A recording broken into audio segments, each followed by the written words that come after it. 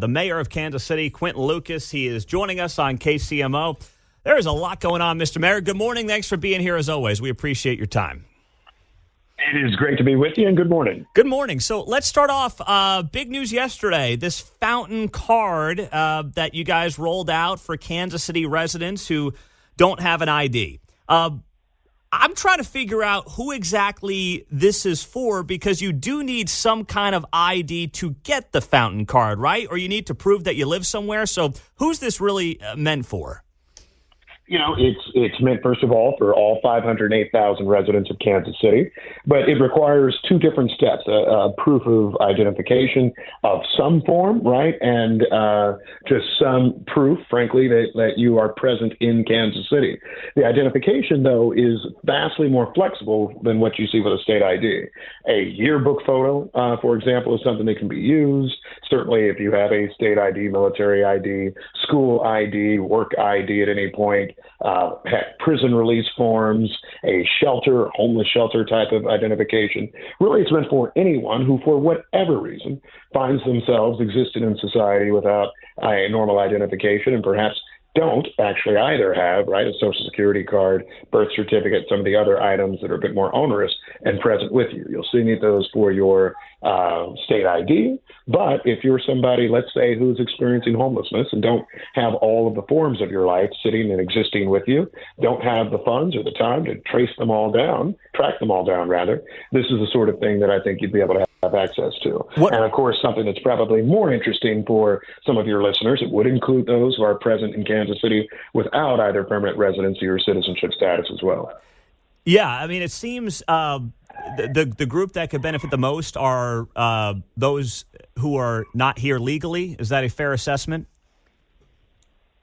You know, I think that they would. I, however, hear from a lot of those who are in our homeless services arena, some who are unhoused themselves, who would talk about their desire often to try to get the things that, frankly, let them get a job, right? You need identification for that. So I think there's a balance of folks who could be helped a lot by it. But that being said, we're also trying to build up the program so that every Kansas Citian, right, sees that they have a more efficient way to get city services, access to, for example, a bus voucher. If we go back to functionally free-fare transit, i.e. you have to present some identification even if you don't have to pay, right, those sorts of things. So we think it's something that can be helpful for everyone, but certainly if you are someone who is undocumented or if you're someone who is unhoused, then this gives you a more efficient way to continue to be, I think, a stronger participant in civic life.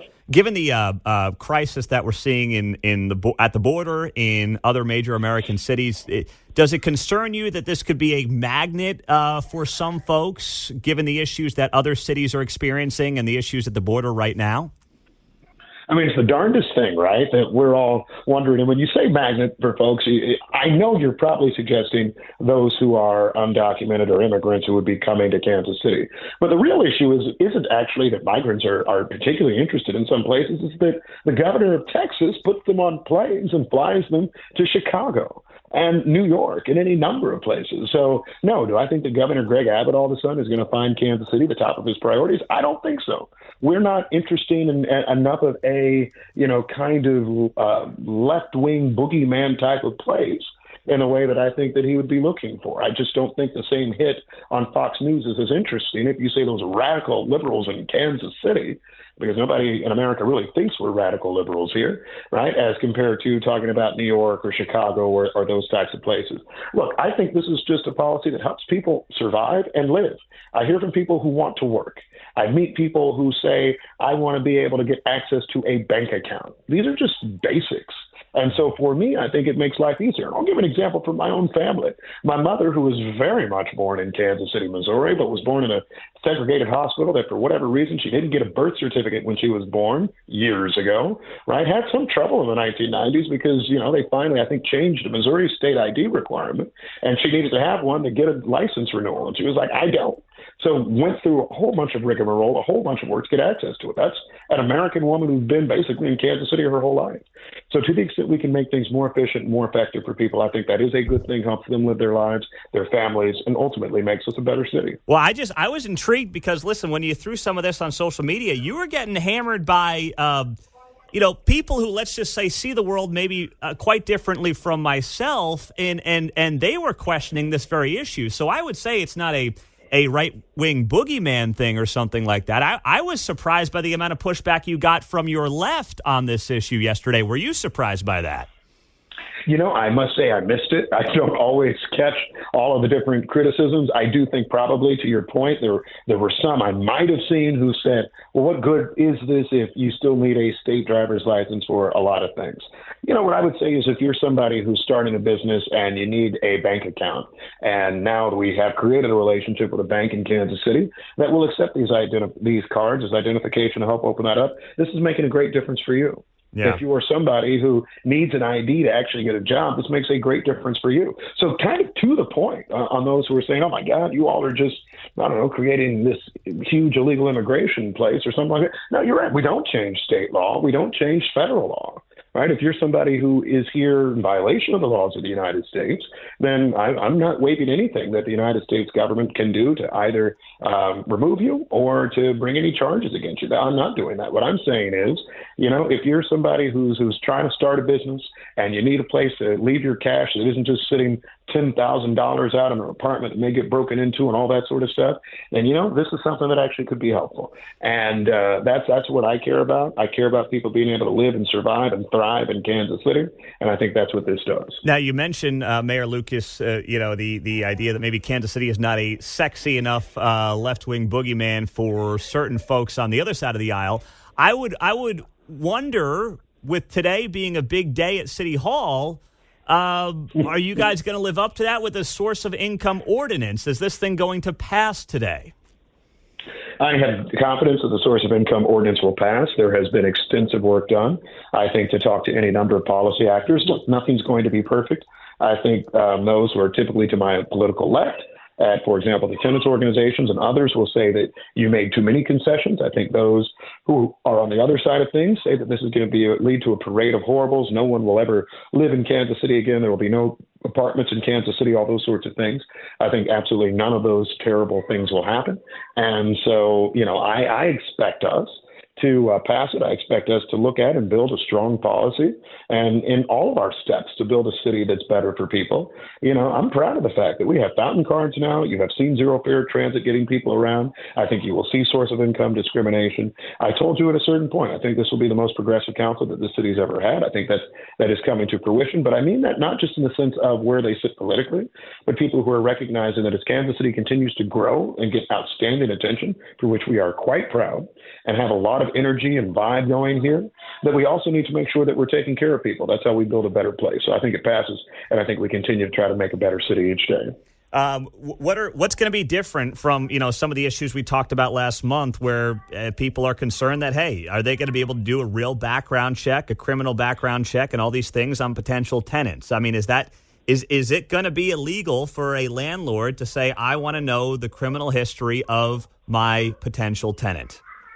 It will not be. It will not be. I think all that folks are saying is use a holistic application. So in the same way that, and we talked about this, comparing it to affirmative action case law just the other day, which is to say that, what you can't do now under the Supreme Court is say, are you black, are you white, are you Latino, and put that box on and then make a decision based upon it. What you can do, however, in admissions, and the Supreme Court opinion says this, is say, where do you think your background actually relates to, your worthiness for admission to Kansas State University? And you can have that holistic application, go through the steps, and the university can read that all. We're looking for that sort of thing. And I think contrary to what has been said by some, including people that I get along with, right? There are a lot of people said, oh, my God, this means that nobody black is ever going to go to an Ivy League school again. And I don't think that has actually ensued, in the same way that I don't think coming out of this policy, they're just going to be apartment buildings that are either not leasing to anyone, or that all of a sudden have thrown up their hands and said, we're not doing any type of background check, credit reporting check, or anything like that. Instead, it's saying, hey, look at the person holistically. Don't just ding them off for any of these objective reasons. All right. And also, what about, it's been about a week, 8 days, Crown Center, the shooting there.